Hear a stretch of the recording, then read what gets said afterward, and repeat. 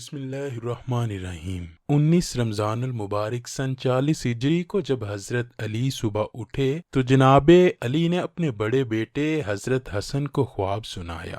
آج رات میں نے خواب میں نبی مکرم صلی اللہ علیہ وآلہ وسلم سے عرض کیا، اے اللہ کے نبی، لوگوں کے نامناسب رویے سے سخت نزا کی صورت جنم لے رہی ہے۔ حضرت محمد صلی اللہ علیہ وآلہ وسلم نے فرمایا، اے علی، تم اللہ سے دعا مانگو۔ حضرت علی فرماتے ہیں کہ میں نے اللہ کی بارگاہ میں دعا کی، اے میرے خدا، مجھے ان سے اعلیٰ لوگوں میں لے جا۔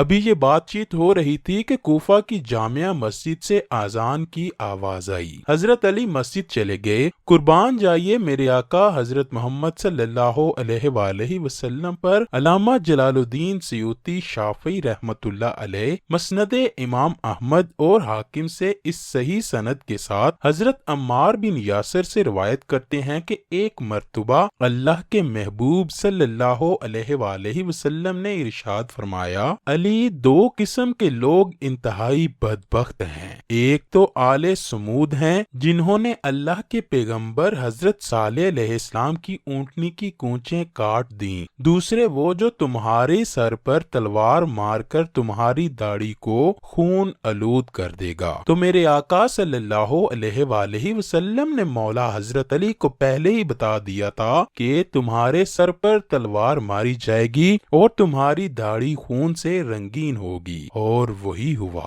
حضور اکرم صلی اللہ علیہ وآلہ وسلم کی کچھ احادیث ہیں جو ہمیں تواتر سے ملتی ہیں، جیسا کہ میرے پیارے آقا صلی اللہ علیہ وآلہ وسلم نے فرمایا، علی مجھ سے ہے اور میں علی سے ہوں۔ تم سب میں بہترین فیصلہ کرنے والا علی ہے۔ علی کو مجھ سے وہ نسبت ہے جو ہارون کو موسیٰ علیہ السلام سے تھی۔ یہ علی مجھ سے وہ تعلق رکھتے ہیں جو روح کو جسم سے یا سر کو بدن سے ہوتا ہے۔ ناظرین گرامی، حضرت علی کی شہادت کے بارے میں دو طرح کی روایات ہیں۔ ایک تو یہ کہ حضرت علی مسجد کی طرف جا رہے تھے کہ اچانک ابن ملجم سامنے آ گیا۔ ابن ملجم نے آپ پر زوردار تلوار کا وار کیا اور حضرت علی کا سر مبارک پیشانی سے لے کر کن پٹی تک کٹ گیا۔ یہ کٹ دماغ تک جا پہنچا۔ وہاں بہت زیادہ لوگ اکٹھے ہو گئے اور لوگوں نے ابن ملجم کو پکڑ لیا۔ سخت زخم ہونے کے باوجود آپ 2-3 دن تک زندہ رہے اور رمضان کی 21ویں کو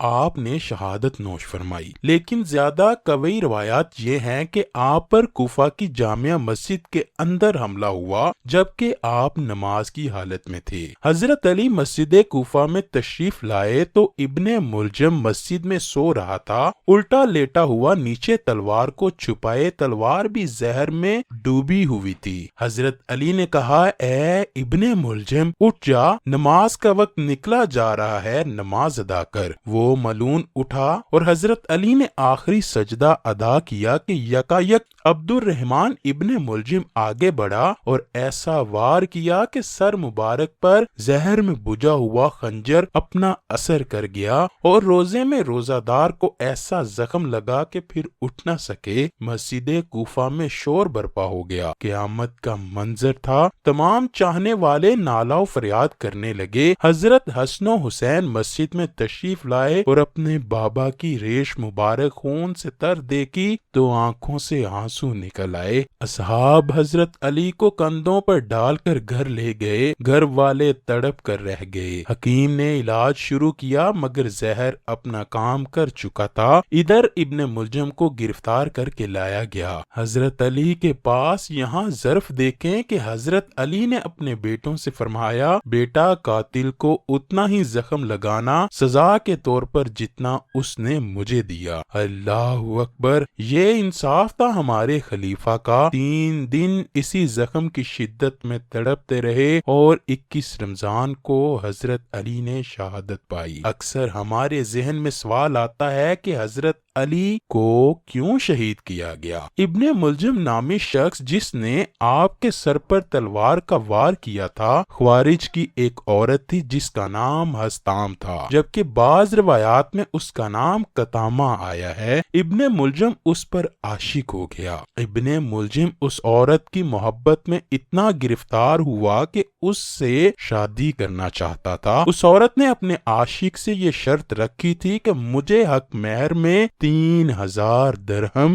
اور حضرت علی کا سر اقدس چاہیے۔ اگر تم یہ کر سکتے ہو تو میرے سے شادی کرنے کے لیے تیار ہو جو، اور اگر تم یہ سب کچھ نہیں کر سکتے تو میں آپ سے شادی نہیں کروں گی۔ حضرت علی کے قاتل نے اپنی محبوبہ کو خوش کرنے کے لیے جناب علی کو شہید کیا، جبکہ طبقات کبریٰ جلد 3 صفحہ نمبر 35 میں ابن سعد لکھتے ہیں کہ حضرت علی کی شہادت ایک انتقامی کاروائی تھی، کیونکہ جنگ نہروان میں حضرت امام علی کے ہاتھوں خوارج نے شکست کھائی اور وہاں سے جان بچا کر بھاگ گئے۔ انہی میں سے 3 افراد عبد الرحمن بن ملجم، برق بن عبداللہ تمیمی اور عمرو بن بکیر تمیمی مکہ میں جمع ہوئے اور کافی بحث و مباحثہ کے بعد اس نتیجہ پر پہنچے کہ ایک ہی وقت میں تینوں یعنی علی، معاویہ اور عمرو بن عاص کو قتل کر دیا جائے۔ چنانچہ عبد الرحمن بن ملجم نے حضرت علی کو شہید کرنے کی ذمہ داری قبول کی اور اسی کام کو مکمل کرنے کے لیے وہ کوفہ آیا